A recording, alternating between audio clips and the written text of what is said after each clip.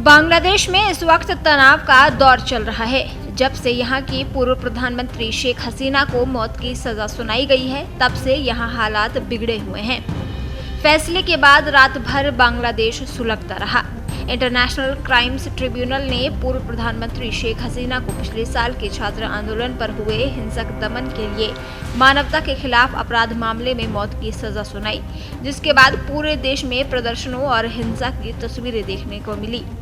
शेख हसीना के खिलाफ निर्णय आते ही एक बार फिर से एक गुट उनके पुश्तैनी घर पर पहुंचकर तोड़फोड़ करने लगा। ढाका और अन्य शहरों में आगजनी, बम धमाके और राजनीतिक झड़पें भी हुई। स्थानीय मीडिया के मुताबिक फैसले से पहले और बाद में लगभग 50 वाहनों में आग लगाई गई और कई देसी बम फोड़े गए। ग्रेनेड और बम फेंके जाने की घटनाएं सामने आई और 2 लोगों की मौत भी हो गई। शेख हसीना को मौत की सजा सुनाए जाने के बाद देश की नेशनल साइबर सिक्योरिटी एजेंसी यानी NCSA ने मीडिया से अपील की है कि वे हसीना के बयान प्रसारित न करें।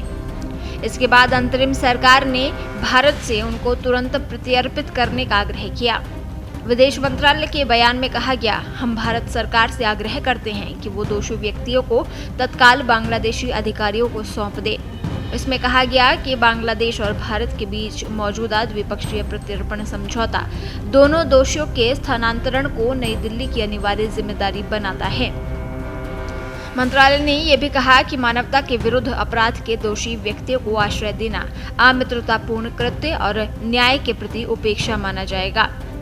भारत ने हसीना के खिलाफ ढाका की अदालत के फैसले पर प्रतिक्रिया व्यक्त की और बांग्लादेश को आश्वासन दिया कि वो पड़ोसी देश में शांति, लोकतंत्र और स्थिरता को ध्यान में रखते हुए सभी हितधारकों के साथ रचनात्मक रूप से बातचीत करेगा। विदेश मंत्रालय ने कहा कि भारत बांग्लादेश के लोगों के सर्वोत्तम हितों के लिए प्रतिबद्ध है, लेकिन उसने हसीना के प्रत्यर्पण के ढाका के आह्वान पर कोई टिप्पणी नहीं की।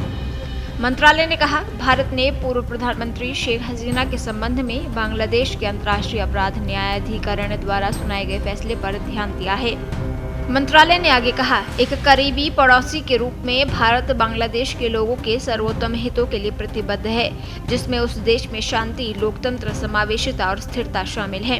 हम इस दिशा में सभी हितधारकों के साथ हमेशा रचनात्मक रूप से जुड़े रहेंगे। अब सवाल उठता है कि क्या भारत शेख हसीना को प्रत्यर्पित करेगा? प्रत्यर्पण अनुरोधों को आमतौर पर सद्भावना पूर्वक स्वीकार किया जाता है, लेकिन ये बहुत कम संभावना है कि भारत शेख हसीना को प्रत्यर्पित करेगा। भारतीय कानून और द्विपक्षीय संधि दोनों ही भारत को महत्वपूर्ण विवेकाधिकार प्रदान करते हैं, खासकर उन मामलों में जब अनुरोध को राजनीति से प्रेरित या अन्यायपूर्ण माना जा सकता है। देश दुनिया की ताज़ा खबरें और वीडियोस के लिए अभी डाउनलोड करें पत्रिका ऐप।